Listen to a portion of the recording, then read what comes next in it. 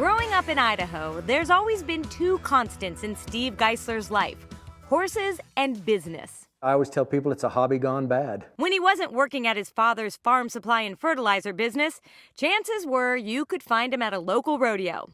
It was at one of those events that Steve got his inspiration to start his own rope-making company, Cowboy Cordage. Paul Flannery, I was actually in a college rodeo, and he had a horse for sale.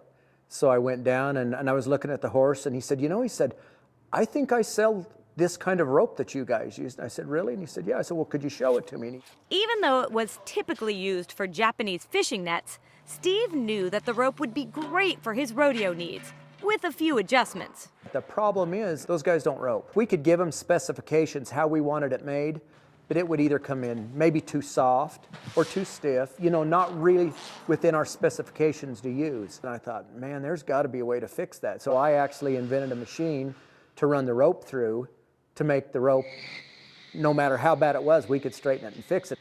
His invention made it possible to customize the rope to specific customers' needs, and also resalvage inventory that would have been wasted otherwise. It's made a loyal customer out of rancher Jay Hogan. They'll make them any way you want them, and they know what I want, and so I don't got to screw with the ropes when they come. They're just how I want them. Cowboy Cordage is now one of the industry's leading distributors. They sell direct to consumer, but also have their ropes stocked in supply stores like Smith & Edwards. I would think they'd be up there in the top 5. I know with the poly, they're the main distributors on the coiled stuff. The brand now includes the original rope line, Rocky Mountain Ropes, as well as 2 other brands that they acquired over the years.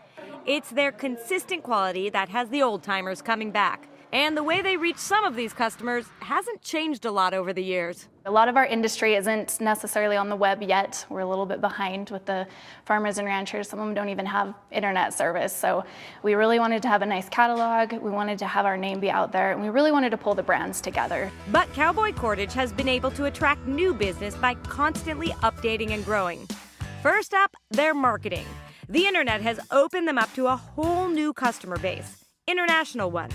We realize the ranching and cattle industry and even rodeo is in way more countries than just the United States. It might have a bigger presence in some of our areas here, but everywhere throughout the United States or throughout the world, they're still ranching and farming, and they still have a need for the product. And the company is constantly on the lookout for the next big thing.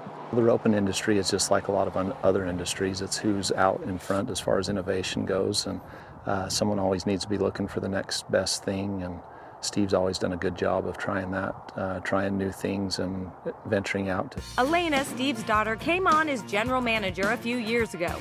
She says that rounding up what the next trend will be isn't an exact science. And some of it's going to be great and some of it's going to be terrible, and we just kind of have to market our way through it. What's important is trying in the first place and reacting quickly if it doesn't work. We try some new things. If we throw it out there and nobody likes it, we just stop making it. That's what's great about a manufacturer. We can make a rope. I can make 5 bright green crazy looking ropes, put them on the rack, and if nobody wants them, we won't do it again. Marketing isn't the only department that has benefited from some thinking outside of the box. One of their most successful products was inspired by one of Steve's side hobbies. My boys and I, we are competitive shooters, and I was coming home one day, and I'm like, you ask about an aha moment, and this was it, because we all wear shooting glasses similar to these, and it enhances the colors. And I thought, man, if we could get a neon rope and do that, that would be amazing. And it just really changed a lot of things. When it first came out, it absolutely exploded. Everyone had to have the bright, crazy colors. And I would say most of the industry, no matter what brand you go to now, everyone has something similar. Steve is always looking for inspiration from other industries because he says business is business. I look at a lot of different ways people do business. I don't care, if you're selling widgets or ropes or whatever. The business model's the same, but I try to look and say, how could we adapt that to what we're doing? what would be different? What could we add to our product lines? But the company's biggest influencers have been and always will be their cowboy boot wearing, rope throwing core customers. The ranching industry, just when it's just gotten a lot bigger in the past couple years, and we really listen to a lot of our customers and just kind of take what they think would be best for them. Everything from the ropes being really soft to the ropes being a certain length that they want. We try to just adapt to the latest trends and get a product out there that they can use. And Steve says the best way to know your product is to continue to be your own customer. Heck, you can't be in the rope business, not rope.